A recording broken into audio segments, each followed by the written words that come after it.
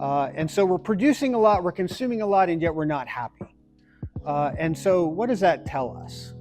It tells us that the consumer society is a challenge for Christians in a couple of ways. One, a consumer society tells us to say yes to everything when we know, as we've just been kind of talking about, the Christian life is about saying yes to some things and no to other things, figuring out that balance. Consumer society does not like balance. It wants you to go all in on everything all the time because it's convinced us we can have it all. You can't have it all. We have to make some hard decisions, but consumer society does not like us making hard decisions. Consumer society wants us to say yes to everything. Consumer society confuses wants and needs. What do I actually need versus what do I want? These are really hard calculations in a consumer society. Not just, in part just because the amount of choice, right? It's not even just, do I need a car, but among these like 500 options for a car, which do I choose, right? And more choice does not equal more happiness. In fact, research suggests that more choice actually makes us more unhappy. In many ways paralyzes us from making decisions because it's too much. We have to find ways to kind of limit our choices. But again, a consumer society doesn't want us to do that, right? It wants us to say yes to everything. It wants us to confuse our wants, to confuse our wants and our needs. And third, message is called TV Off. Some of you might know that's the title of a Kendrick Lamar song. I did some research. Turn his TV off can mean to kill someone. That's not what I'm talking about today. Let's take the most literal meaning of TV off, and Google AI helped me out here. This is what Google AI, this is what they said for TV off. TV off is a metaphor for rejecting toxic distractions, passive consumption, and social conformity. It is a call to action for listeners to stop buying into the manufactured narratives, avoid toxic media influences, and focus on self-sufficiency and authenticity in their own lives. Let me say that again, because this is pretty much all that I wanted to say today. And it's all said with Google AI. TV off is a metaphor for rejecting toxic distractions, passive consumption, and societal conformity. It is a call to action for listeners to stop buying into manufactured narratives, avoid toxic media influences, and focus on self-sufficiency and authenticity in their own lives. Except for those last 4 or 5 words, self-sufficiency, authenticity. I think Kendrick Lamar is helping us out here. Well, we should probably look at the scripture and see like where exactly does this TV off come up in scripture. This is red letter theology, Matthew chapter 5. If you wanted to, look at any scripture today, Matthew 5 is the one you can scroll to. In Matthew 5, after Jesus goes through the Beatitudes, he goes into explaining to his audiences, look, you guys think that you're good. You think you're following the law. You've completely misread the law. It's actually much harder than you think it is. And he goes through and explains all these ways in which the Jewish people, the Jewish leaders, have been getting the law wrong. And he ends that section with really an impossible standard. Be perfect as your Father in heaven is perfect. Right? That's the standard. Be perfect as your Father in heaven is perfect. Along the way, Jesus says this in a couple of verses, and this is 29 and 30. Jesus says this: if your right eye causes you to stumble, gouge it out and throw it away. It is better for you to lose one part of your body than for your whole body to be thrown into hell. And if your right hand causes you to stumble, cut it off and throw it away. It is better for you to lose one part of your body than for the whole body to go into hell. Self-mutilation. This is a weird thing.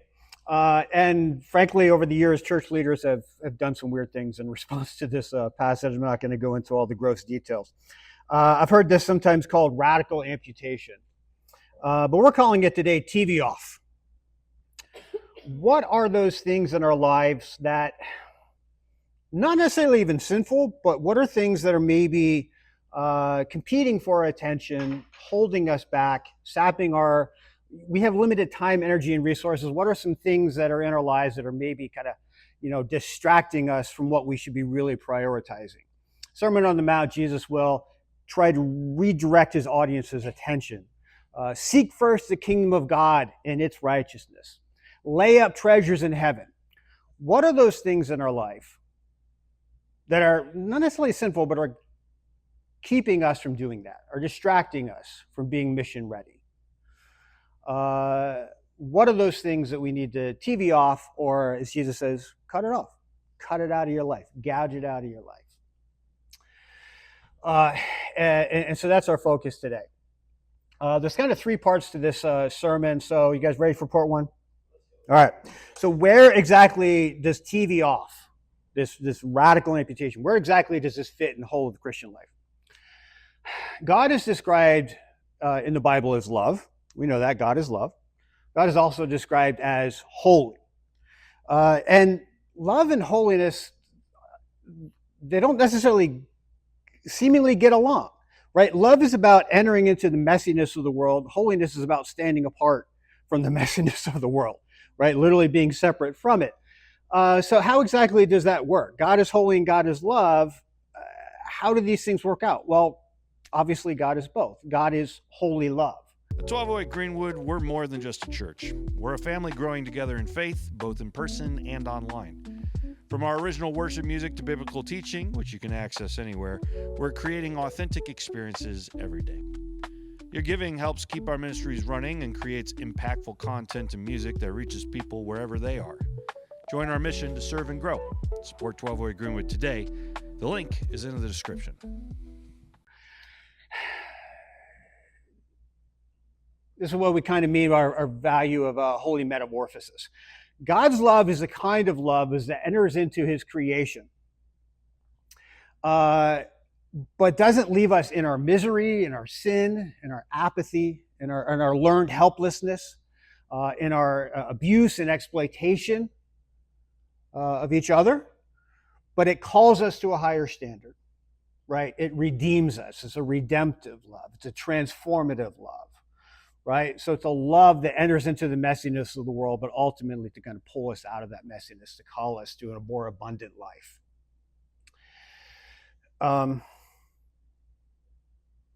If God is the embodiment of holy love, Jesus, of course, is the great practitioner of holy love. So one of the places where you see that, I think, really clearly is when Jesus talks with the woman at the well. Remember this story, right?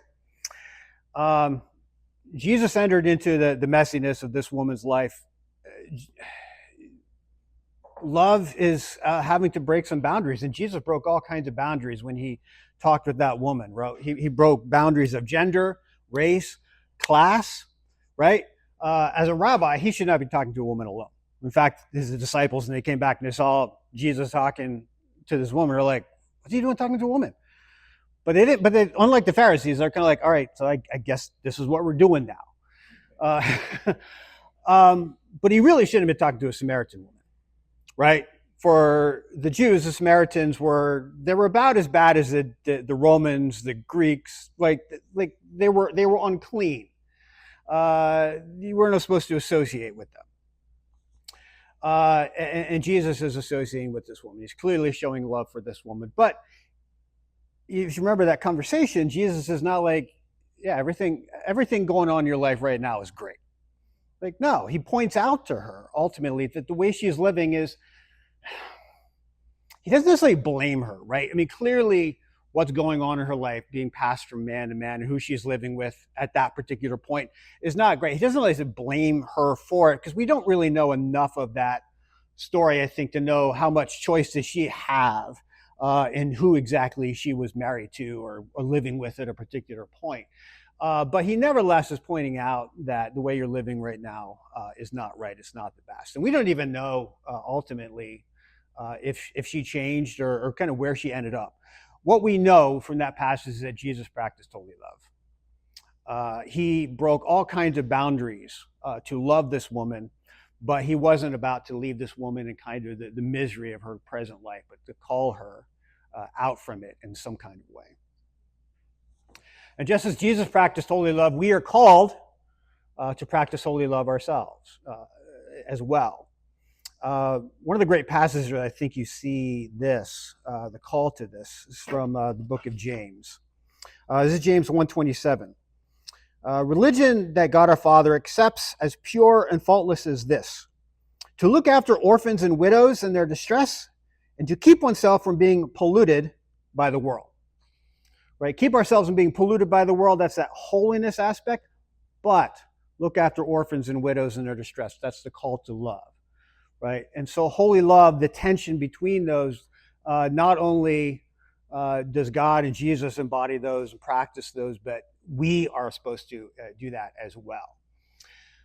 The church is best when it's keeping those kind of things in mind, right? It's looking after the orphans and the widows, it's doing the outreach, doing the ministry, but it's doing so in ways that is transformative, right? It's seeking that holy metamorphosis of our communities. When churches go bad, it's when we kind of forget about the orphan and the widow. And we get all wrapped up in that, keeping ourselves from being unspotted, right? We become tribal.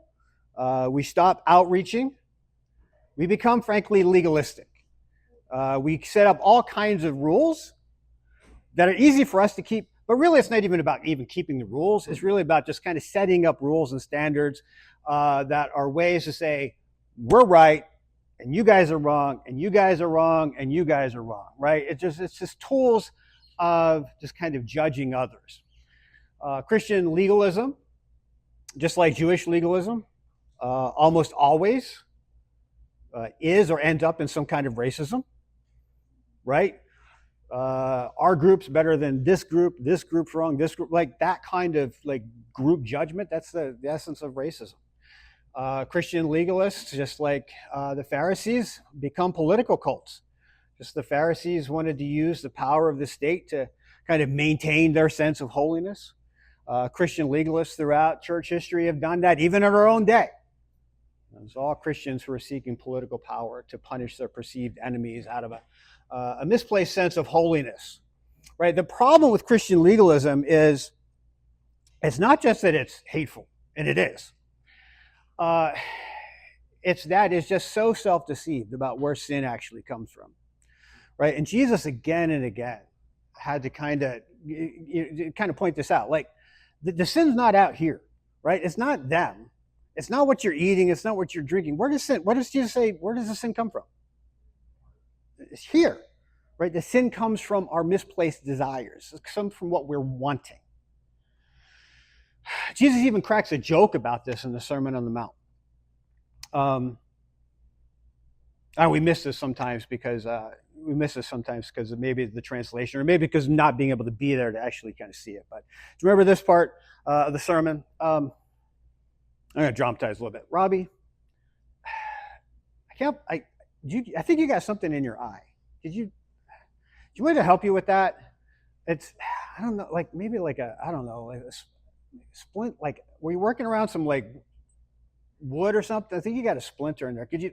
And he's looking at me kind of like, he's looking back at me like strange, even a little bit horrified. Why?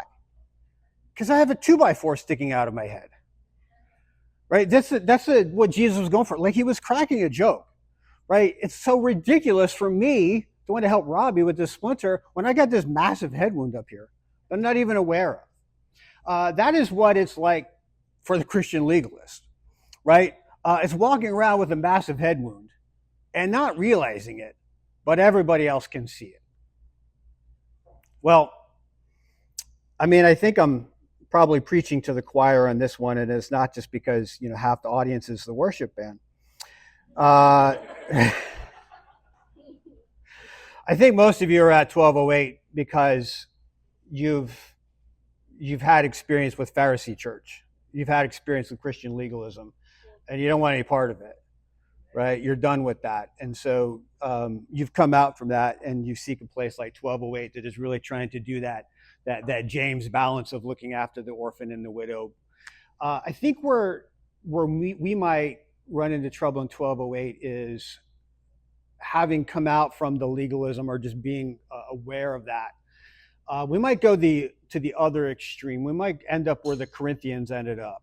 The Corinthians at one point, Paul went to the Corinthians and said, "Hey, you guys don't have to follow Jewish law anymore." How did the Corinthians respond? Everything is permissible. We're free. We can do whatever we want. I can watch. I can eat. I can go wherever I want. This is awesome. Remember what Paul said in response? This is what Paul says.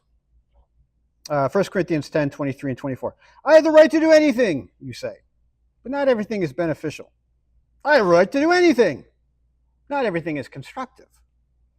No one should seek their own good, but the good of others. So holy love, and particularly the TV off aspect that we're talking about today, is about developing the wisdom, right? Just because something is permissible, is it necessarily helping us be mission effective? Is it maybe distracting us from what where our attention, where our energy and resources should be dedicated? Again, it's not that necessarily these things are sinful, but are they maybe distracting us from where our attention and focus really needs to be? And possibly those are things we need in order to really live out a life of holy love. As individuals and as a community here at 1208, are there some things in our life that we just need to TV off? We need to cut out of our lives. What are some possible things might those be? All right, part 2 of the sermon. Why is TV off a particularly hard message for Americans to hear? It's because you and I are raised from very early on to have the TV on all the time. Right? America has a culture, and it's not necessarily a culture that is healthy for human beings, or particularly for Christian human beings. Right? From a young age, we are encouraged, consciously and unconsciously, to be high producers and high consumers. To work hard so we can make lots of money, so we can buy lots of stuff. Right? This is the American dream. If you just work hard enough, you can have the house and the car and all the conveniences of life and all the the luxuries of life too, and the vacations and all those things. You can have all of these things.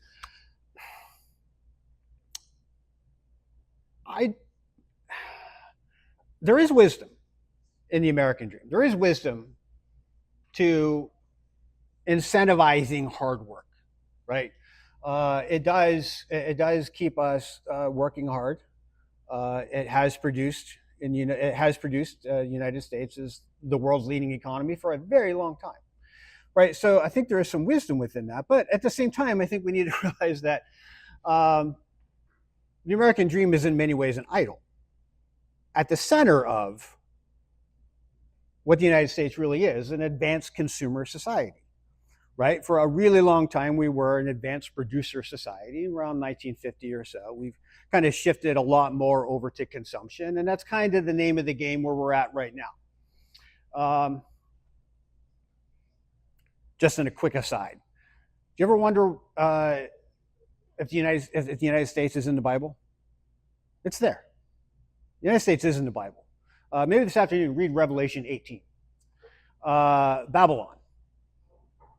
No, the actual Babylon of Revelation was the Roman Empire, but really, any of the great empires on this planet follow particular kinds of patterns. And the United States fits this pattern. Read through Revelation 18, right? And it's all about the merchants of the world who were producing all this stuff that was being consumed by Babylon, and they're so upset now because Babylon is falling and they can't buy the stuff anymore. And so all these merchants around the world are like, who are we going to sell to now? Right? It is amazing how quickly the world reoriented itself around 1998 to produce for the United States and how much the United States is consumed. So, I don't know. Read it for yourself. I see the United States smack dab there in Revelation 18. You might see something different, but do look for Revelation 18. Babylon, the great consumer of other people's resources at that time. We are an advanced consumer society, have been for a while. 2/3 of the U.S. economy is producing and consuming goods and services. Goods and services we may or maybe can't afford. Uh, did a bunch of research for this message. 77% of Americans carry some form of debt. Our total consumer debt in the United States is around $19 trillion. Now, a lot of that debt is mortgage. About 14 trillion of that is mortgage. To which we might say that's not the worst kind of debt, right? I mean, possibly people have houses they can't afford, but I don't, it's kind of hard to condemn mortgage debt. That seems to make sense. Obviously, as a college professor, I'm big on students continuing to go into debt to go to college. That's productive debt, right? You're making investments for your future self. It will pay off at some point. Depending on your major, it will pay off at some point. Right? Other kinds of debt, it becomes a little bit trickier. 50% of credit card holders in the United States, which is about 110 million Americans, only pay their monthly minimum, which means that they're giving a lot of money in terms of interest charges to credit card companies. But whether the debt is good or not, whether you can manage it or not, the system itself loves the debt, right? The system itself thrives on the debt because when we are indebted, it keeps us working hard. And when we work hard, we keep producing more, which is great for the overall system, right? Again, the U.S. has the leading economy in the world by far, but that doesn't necessarily mean we're happy. Studies have suggested the American worker, we work harder than anyone else in the world. No one matches us in terms of our productivity. We are not the most unhappy people in the world, but we're pretty close to. I think the Japanese might be first on that list, but we're pretty close to it, right? We're not happy, and so we're producing a lot, we're consuming a lot, and yet we're not happy. And so, what does that tell us? It tells us that the consumer society is a challenge for Christians in a couple of ways. One, a consumer society tells us to say yes to everything when we know, as we've just been kind of talking about, the Christian life is about saying yes to some things and no to other things, figuring out that balance. Consumer society does not like balance. It wants you to go all in on everything all the time because it's convinced us we can have it all. You can't have it all. We have to make some hard decisions, but consumer society does not like us making hard decisions. Consumer society wants us to say yes to everything. Consumer society confuses wants and needs. What do I actually need versus what do I want? These are really hard calculations in a consumer society. Not just, in part just because the amount of choice, right? It's not even just do I need a car, but among these like 500 options for a car, which do I choose, right? And more choice does not equal more happiness. In fact, research suggests that more choice actually makes us more unhappy. In many ways, paralyzes us from making decisions because it's too much. We have to find ways to kind of limit our choices. But again, a consumer society doesn't want us to do that, right? It wants us to say yes to everything. It wants us to confuse our wants, and our needs. And third, in the words of that great theologian Tyler Durden, talking with his friend Ikea Boy in the movie Fight Club. I don't say recommend watching that movie, but it does have some great insights. And none better, I think, than Tyler Durden saying the things you own end up owning you. That a society like the United States that is so abundant in material goods, in the short term, promises all kinds of pleasure and satisfaction, but in the long term, whether it's through debt or through hard work, taking on extra jobs, what have you, can lead to a kind of servitude and a kind of unhappiness. What's the point of all this kind of walk our way through American consumer society? To live a Christian life in a country like the United States is hard. To live an authentic Christian life in a society like the United States is really hard. We need to figure out what are those things in our society that we can say yes to, and what are those things that we need to TV off, that we need to cut out of our lives. Where do we even start? An unpleasant place, frankly, an unpleasant place for me, at least. So I'm going to issue a couple of challenges in this message, and here's the first one. There's no better way of evaluating our relationship to consumer culture than having a budget. I hate budgets. I have a budget now. I had a budget because we're getting at that age. We wanted to talk with a financial counselor. He wanted us to have a budget. So I went through and kind of tracked our spending. Nobody wants to know that. Nobody wants to know how much they're spending, right? But that's my challenge to you for this week. Dust off your budget. If you don't have a budget, create one this week. It's unpleasant, right? Nobody wants to know that. But budgets are great accountability. Budgets are ultimately not about the spending, right? Budgets are ultimately about this. It's about the heart and what we're wanting. Because our spending shows in many ways what we are wanting. And maybe what we're wanting is good, and the budgets will reflect that.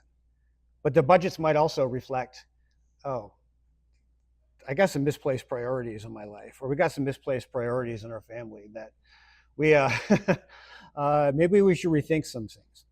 One of the things you might want to rethink, when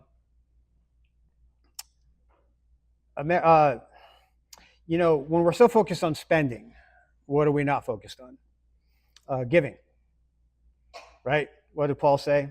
Hey, everything is permissible, yeah, but not everything is constructive. You should be looking out for each other.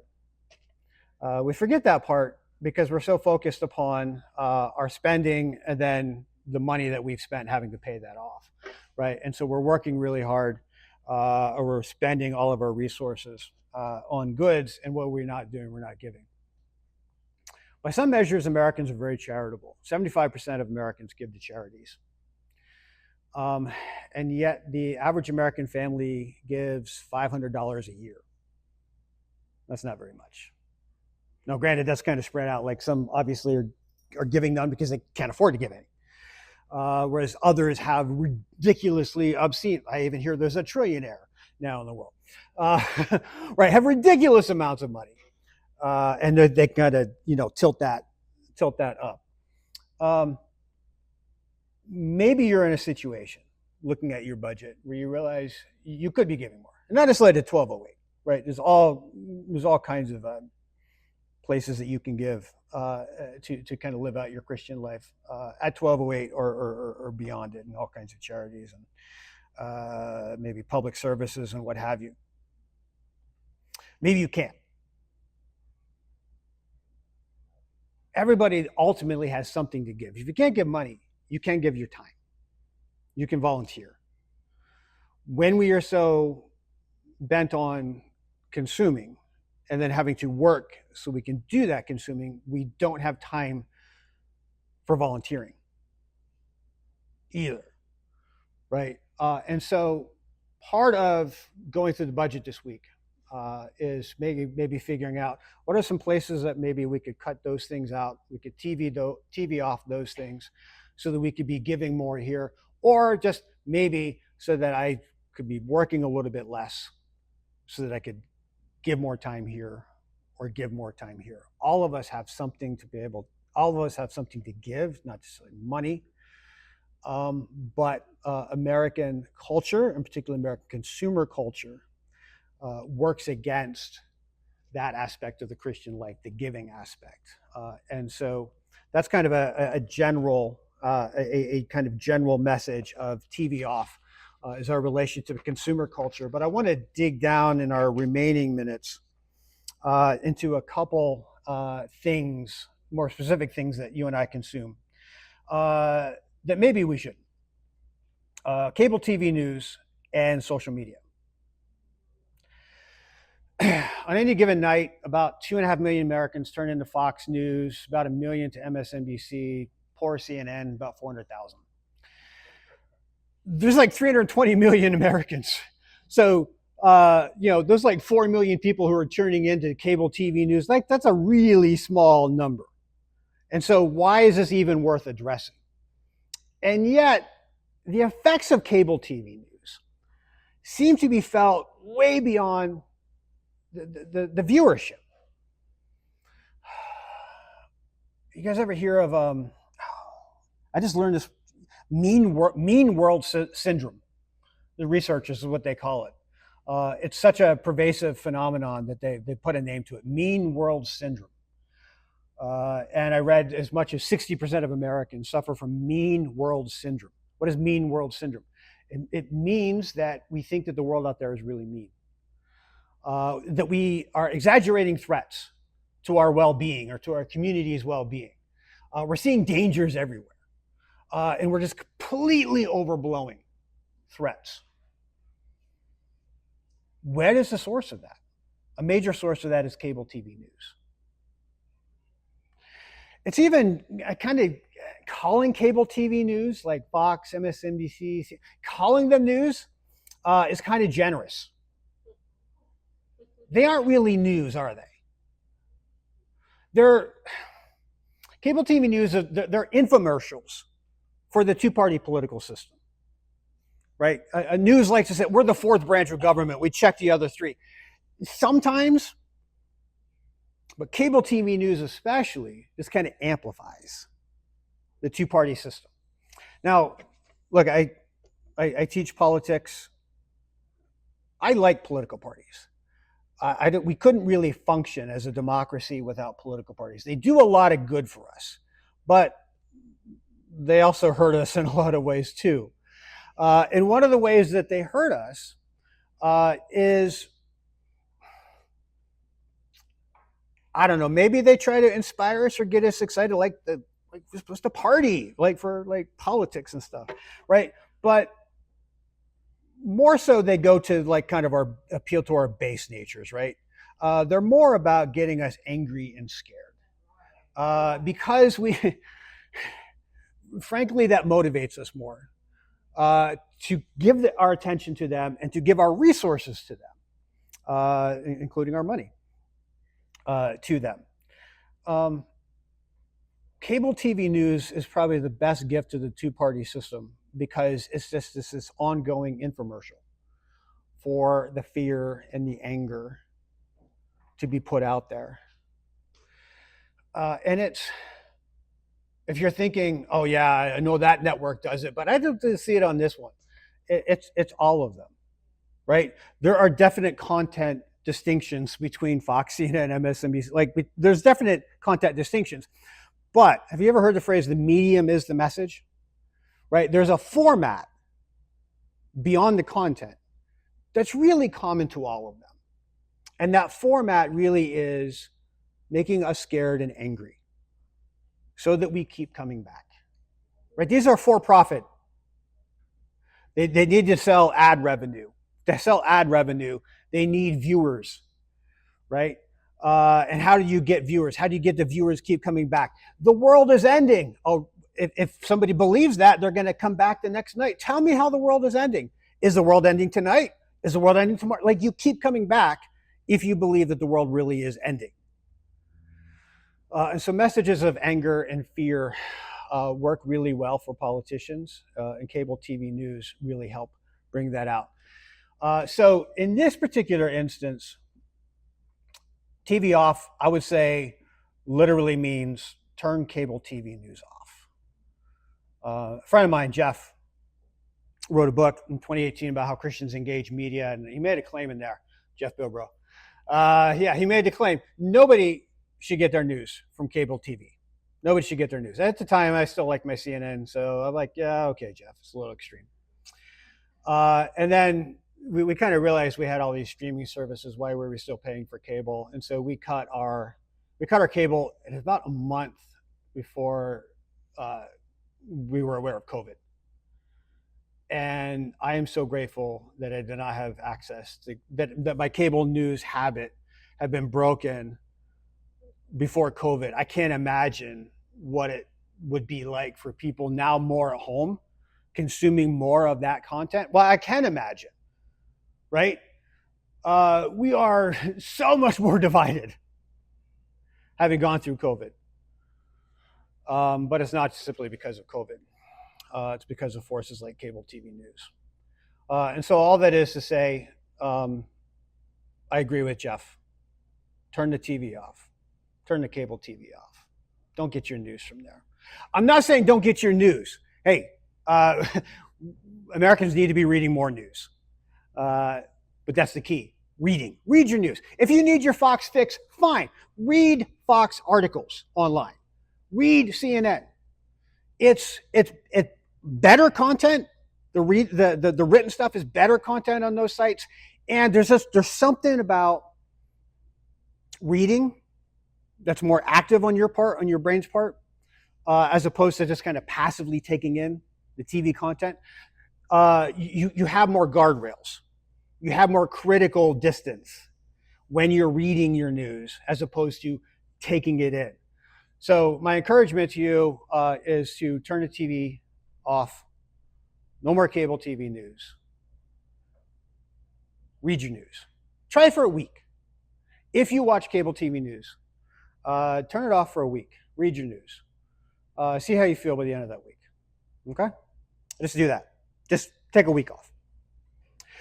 Some of you are saying, hey, I haven't had Fox or CNN. We don't have cable. I've never watched Fox or CNN. I'd never do that, Mark. All right, so let's talk about social media, shall we? Little different. On any given day, 87% of Americans are scrolling. The average American is scrolling 2.2 hours a day. Teenagers are scrolling 5 hours a day. 20-somethings are scrolling 4 hours a day. More and more Americans are getting their news from social media. 54% of Americans now get their news from social media, particularly from YouTube.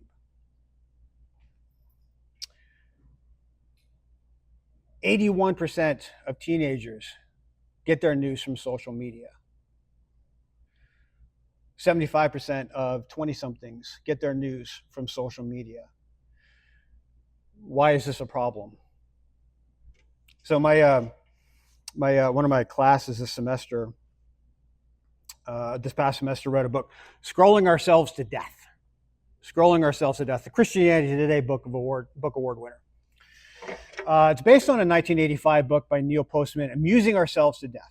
Postman in 1985 was seeing more television networks and TV, like some of you remember, like when TV went off at 11 o'clock at night, right? And they played the Star Spangled Banner, whatever that, right? The TV went off on its own, but TV doesn't go off. TV is never off anymore, right? It's always on. And Postman is seeing this. He's seeing the shift from a print culture to a visual culture, and he's saying, this is how we die. This is how our civilization dies. We're going to become passive consumers of visual content on television sets. No one's going to be able to have the critical capacity to work through this content. This is the end of Western civilization. This is the end of the United States. You might say, well, we're still here. You might say, well, I mean, isn't it kind of elitist? This print culture is superior to visual culture. And so a group of scholars got together, seeing how Postman's ideas have even just been kind of magnified since that time, right? Because not just talking about TV now. Thanks to the advent of the smartphones, I guess, read one article that said, 2007 was kind of the turning point. That's when the iPhone was introduced, and so that's when the TVs became right here for us. I think the average American is on their phone 5 hours a day right now. Is this really as bad is the shift to a visual culture, and particularly a hyper-visual culture now with social media. Is it really that bad? Is it really that bad that we're getting our news from social media? Three things. One, that kind of infomercial that cable TV news is for the political parties, that's just magnified by social media, right? There used to be a time when Facebook, I think, was just like cat videos and stuff. I mean, I can even remember like when Twitter didn't have any political content. It was great, but that's all gone, right? The parties have completely taken over social media. You just can't get away from that stuff, which means you can't get away from the formative influences of the party system, the fear and the anger that they're going through. Although it's so much worse. This way, getting your news is so much worse on social media. At least when it's like Fox or CNN, like you know kind of generally where the content is coming from, sort of. You don't necessarily know where they're getting the images from. Social media, you have no idea. Why would anyone trust anything that they see visually on social media, any kind of claim? Right, but that's not healthy either, right? I mean, you might know that people, you might be one of those people, like, I don't trust anything I see. So well, why are you on it then? Like, what's the point? Or like, if you're not trusting anything, well, for one, nobody ever trusts, ultimately you have to trust something. But two, is just the incredible distrust. It's not even just the lies, but it's even just the over information that comes through social media. That is the problem, that it leads to this kind of distrust on our part, right? Is that really healthy for you to just mistrust and distrust everything? What kind of person does that make you? What kind of citizen does that make you? What kind of Christian does that make you when you're led to distrust everything? Say you and your algorithm, you guys know what the algorithm, right? You're aware of the algorithm? In an ideal world, an algorithm will be like your personal assistant. Like I want to name my algorithm Larry. Larry knows I don't want any political content. I like Eagles highlights. And so I click on like an Eagles video, and then Larry knows, oh, Mark wants to see a lot of Eagles videos. And so my Facebook feed is like every other post is like some kind of Eagles highlights or something. Maybe better than getting the political content, but is that still having some kind of ill-formative experience on it? And I know I'm running out of time. We could talk about afterwards, if you want, the dopamine loop. The reality is that social media is designed in such a way to affect our brain chemistry, to give us all these kinds of little like highs, right? Larry, in that ideal world as a personal assistant, the truth is Larry functions more like a drug dealer. Larry gives me a bunch of hits that keep me coming back, and so I don't even know, right? You might not even know, like, oh my word, I've just lost 45 minutes scrolling through this. How did that even happen? Well, your algorithm made that happen. So I'm not gonna with social media. Let's put it this way. There's no 100% study out. There's no study out there that says 100% being on social media or extended use of social media has a negative effect on you and your health. However, there are studies that suggest limiting your exposure to social media. Like one study, 30 minutes a day. Limit yourself to 30 minutes has proven for individuals to make improvements in their anxiety, their depression, and their loneliness. And so here's the other challenge. All right, do that budget, no TV for a week. See if you can limit yourself to 15 minutes of scrolling. And I'm not talking about like being on Messenger, texting, keeping up with family, that's like that. Those things can be great relational building tools. Limit yourself with this. If you catch yourself doing this, and I do that, like try to limit yourself to 15 minutes a day. Okay, so that's the challenge. Just try it for a week. Okay, no cable TV news if you get cable TV news. If you're a scroller, try to limit yourself to just 15 minutes a day. Third part of the sermon, and I know I'm way over, but this I'll go really quick. You can't just TV off a bad habit. You have to replace it with something else, right? This is Scripture Growth 101. On your own, please read Ephesians 4:22 to 24. I know some of you are used to me talking about this because it's whenever I preach, I always talk about the replacement principle, right? Ephesians 4:22 to 24, Paul says you need to put off a bad habit or sinful habit, put on the righteous habit, put on the new habit. If you're going to take up this challenge of 15 minutes of scrolling a day, when your brain says, oh man, let's go scroll, what are you going to replace that with? What are you going to do instead? If it's impossible to fast unless you're replacing fasting with something else. So 3 suggestions maybe. The 3 R's: reading, reflection and prayer, and relationships. When you're tempted to go scroll, do one of those 3. Okay?